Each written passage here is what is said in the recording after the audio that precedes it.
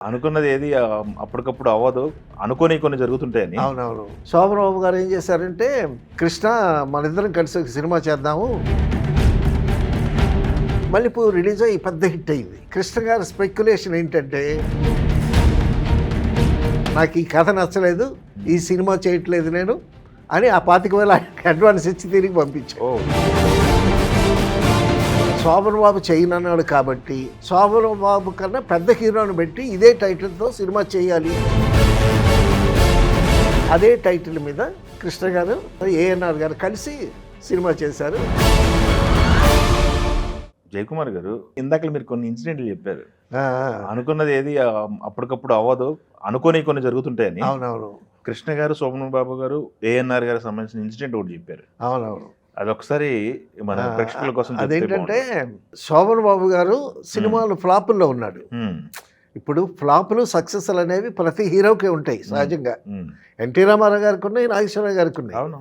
So ఆ ఫ్లాపుల్లో ఉండేటప్పుడు ఉమ్. శోభనబాబు గారు ఏం చేశారంటే, కృష్ణకి ఫోన్ చేసి, కృష్ణ మనిద్దరం కలిసి ఒక సినిమా చేద్దాము, ఉమ్. కాస్త బాగుంటుంది, మన ఇద్దరం కలిస్తే ఇద్దరు హీరోలు కదా చేస్తే బాగుంటుంది ఉమ్. అని ఫోన్ చేస్తే కృష్ణ గారు కూడా హ్యాపీ ఫీల్ అయ్యాడు. ఉమ్. ఎందుకంటే ఒక ఇద్దరు హీరోలు చేస్తే మంచి రెవెన్యూ బాగుంటుంది కదా ఉమ్.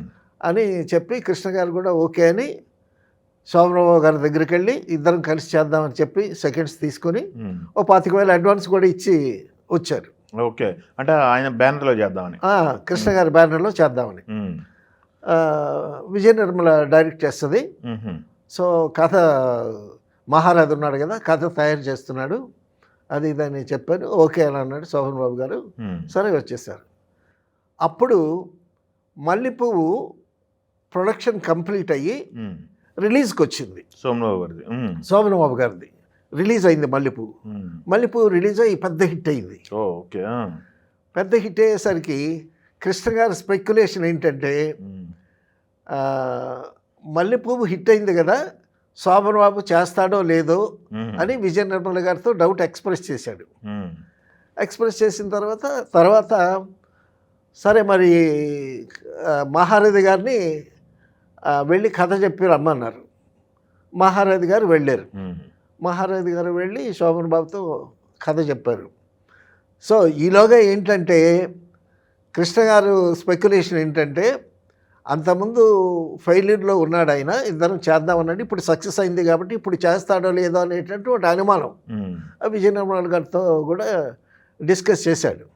చేస్తే సరే చూద్దాం, ఆయన చేద్దామంటే చేద్దాం, లేకపోతే చూద్దామని వాళ్ళిద్దరికి మంచి అండర్స్టాండింగ్ కదా. ఉమ్. దట్టు ఆవిడ మంచి డైరెక్టర్. ఆవిడ అసలు మహారాజును కూడా స్పేర్ చేయకూడదు.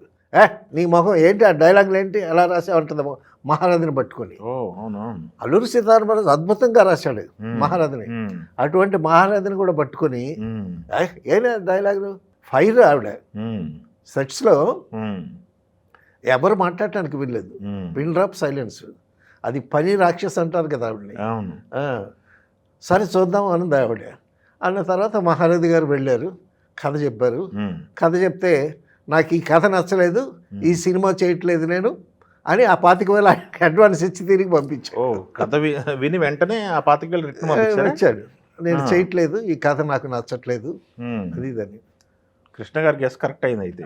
కృష్ణ గారు చాలా స్పెక్యులేషన్స్ భలే ఉంటాయి. ఆయన ఉమ్. ఏదన్నా సినిమా రిలీజ్ అయితే అది ఎంత కలెక్ట్ చేస్తుంది, ఎంత గ్రాస్ వస్తుంది, ఎంత రెవెన్యూ కలెక్ట్ చేస్తుంది, ఏ సెంటర్లో ఎంత వస్తుంది అని కరెక్ట్గా చెప్తాడు ఆయన. ఓకే. ఎవరో ఒకళ్ళు వెళ్ళి, ఎలా ఉందయ్యా మన సినిమా రిలీజ్ అయింది ఎలా ఉంటే, బ్రహ్మాండంగా ఉందంటే అన్నాడంట. ఉమ్. ఏడాయా బ్రహ్మాండంగా ఉంది, ఫ్లాప్ అవుతాయి సినిమా, ఉమ్. ఊరికే చెప్తారేంటి ఉమ్. అని కూడా అంటాడు ఆయన. ఉమ్. సో ఆ విధంగా ఆయన చేయలే, సోమను గారు డ్రాప్ అయిపోయారు. డ్రాప్ అయిపోయారు. ఆయన కథ నచ్చకపోయి ఉండొచ్చు.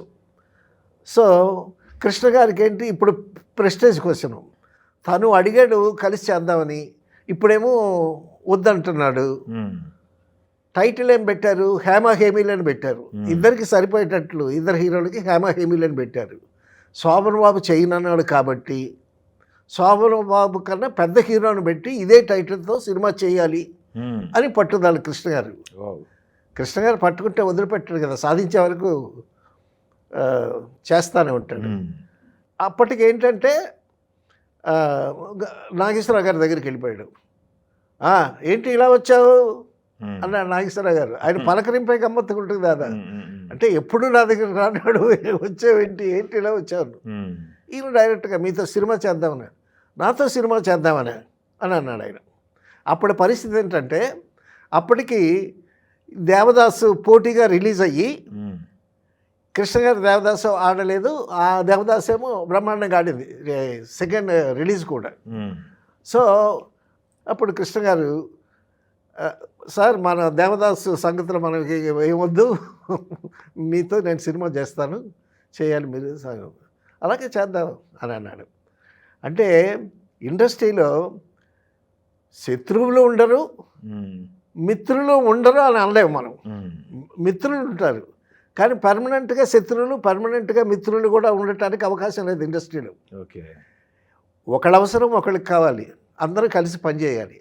సో ఆ విధంగా అప్పుడు శోభన్ బాబు గారు కథ బాగలేదన్నాడు కదా, టైటిల్ అదే ఉంచారు, హేమాహేమీలని టైటిల్ అదే ఉంచారు. నుంచి మరొక కొత్త కథ తయారు చేసి ఆయనకి వినిపించారు.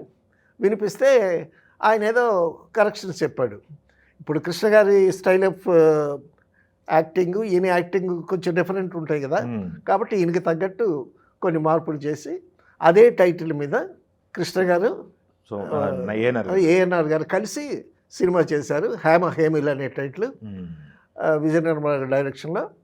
అది పర్వాలేదు, బాగానే ఆడింది.